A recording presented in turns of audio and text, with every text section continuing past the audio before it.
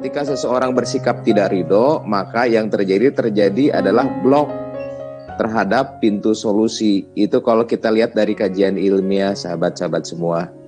Nah, pintu selanjutnya setelah ridho baru hal-hal lain. Di antaranya ada istighfar. Barangkali hal tersebut terjadi atas kontribusi kelalaian kita. Barangkali hal tersebut terjadi atas sesuatu perintah-perintah yang belum terlaksanakan, atau ada kewajiban-kewajiban yang memang masih kita lalaikan. Jadi pintu istighfar yang kedua. Dan selanjutnya ada pintu-pintu lain, misalnya ada ikhtiar. Ikhtiar ini juga menjadi sebuah keharusan, sebab ikhtiar itu harus mendahului ikhtiar itu harus mendahului dari tawakal. Jadi tawakal itu bagian akhir, bukan awal dari sebuah perjuangan. Nah, yang jadi pertanyaan, apakah ikhtiar dulu atau doa? Doa sebetulnya ada di setiap tahapan. Tetapi doa itu juga bisa memandu ikhtiar. Alangkah baiknya ketika ikhtiar yang kita lakukan ditunjuki oleh sesuatu yang memang tahu di mana solusi itu berada. Yang tahu solusi terbaik dan yang tahu solusi termudah, yang tahu ikhtiar termurah. Makanya ikhtiar pun sebaiknya didahului dengan doa. Langkah mudahnya ikhtiar yang dilakukan jika segalanya itu dipandu oleh yang maha tahu di mana solusi yang akan kita hadapi itu di mana, dan yang maha tahu kira-kira siapa yang menjadi solusi, dan yang maha tahu solusi terdekat itu di mana, dan solusi termurah itu di mana.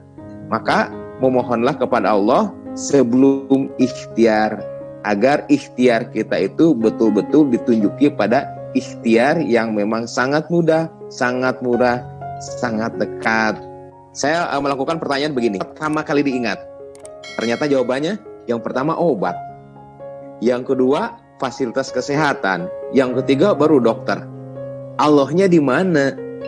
Padahal yang menciptakan diri manusia, yang mempertemukan sel telur dan sel sperma, yang memelihara sampai sedetik ini, sampai udah sampai triliunan sel dalam kita, adalah Allah. Masa ketika sakit kita tidak ingat sama yang ngurus, sama yang memeliharanya? Jadi di dalam diri manusia itu ada dua hal yang saling berpadu, antara jasad dan hati. Jadi ketika peristiwa apapun yang terjadi, kalau kata AA, mungkin jasad kita berbicara pada manusia, hati tergantung kepada Allah. Demikian juga dalam menyikapi sakit. Ketika seseorang sakit, misalnya demam, hati itu ridho atas keputusan Allah, jasad kita mesti ikhtiar. Kenapa?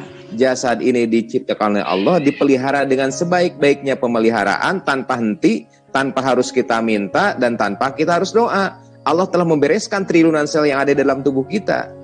Makanya tubuh kita itu tidak main-main di-manage dengan sistem hormon, sistem saraf, sistem pembuluh darah. Setiap sel itu dikasih makan nutrisi yang sangat berbeda tiap-tiap jenis selnya. Untuk sel mata berbeda, sel gigi berbeda, sel tulang berbeda. Yang ngurus semuanya itu telah Allah ciptakan dan telah sempurnakan. Artinya bahwa jasad ini juga telah Allah ciptakan dengan penciptaan yang terbaik, dan Allah telah pelihara dengan peliharaan terbaik. Nah, ketika kita diamanahi sakit, kita juga menggunakan ikhtiar terbaik.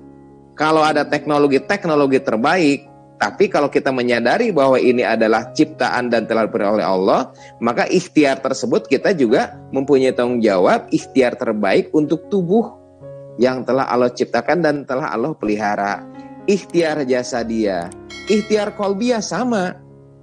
Jangan pincang, ikhtiar qalbiyah juga dari mulai tadi ridho, kemudian sabar dan syukur. Bagaimana ketika kita bertindak sabar terhadap ketika orang sakit begitu ya, ternyata sabar itu bisa meningkatkan kadar hormon endorfin di dalam tubuh.